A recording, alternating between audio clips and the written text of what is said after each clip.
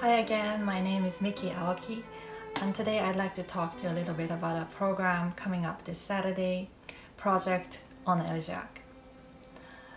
So when I make these programs, which I do quite often, I try to come up with a theme that it's like a story that means something to me.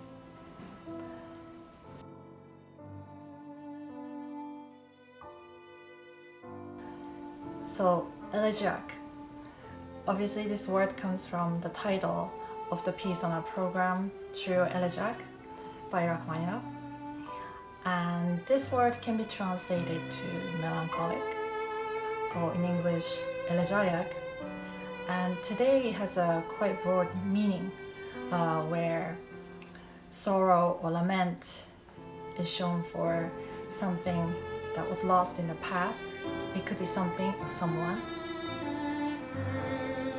I find it interesting that when we categorize very generally of human emotions, we have two extremes: the happiness, expression of love, happiness, joy, and the opposite end will be sorrow, despair, grief.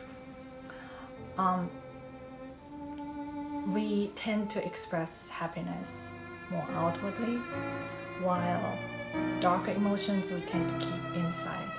And I think that's how through music these emotions are reflected so vulnerably and beautifully at times.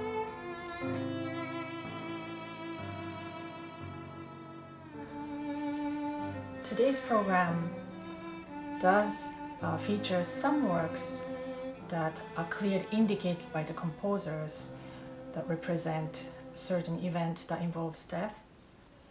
And there are also funeral marches, you will hear them in the program.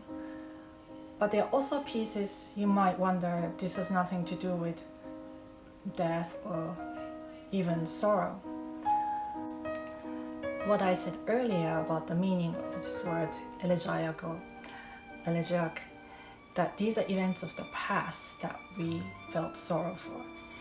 So I think time sometimes helps us to turn those memories into a beautiful memory, although at the time it was devastating. Personally, for me, Kodály's Adagio is a very good example. This music by the composer has no reference to any sort of tragic event. I relate to this music because for me, it feels like a memory that was sad at the time but turned into a beautiful memory as time went by.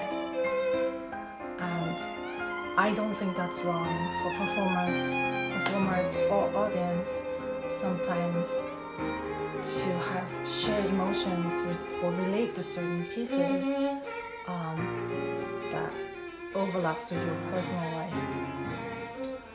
Of course, when we listen to Janáček's piano sonata in the program, this is a devastating event that happened for the composer, and you feel his emotions just pouring out in these two movements.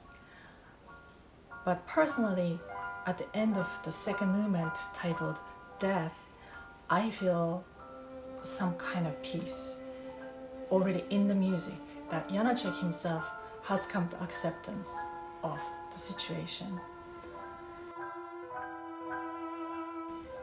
We feel things personally, and I look forward to having you on Saturday to take this journey with us through this program and hear your opinions on this music that you hear. Thank you.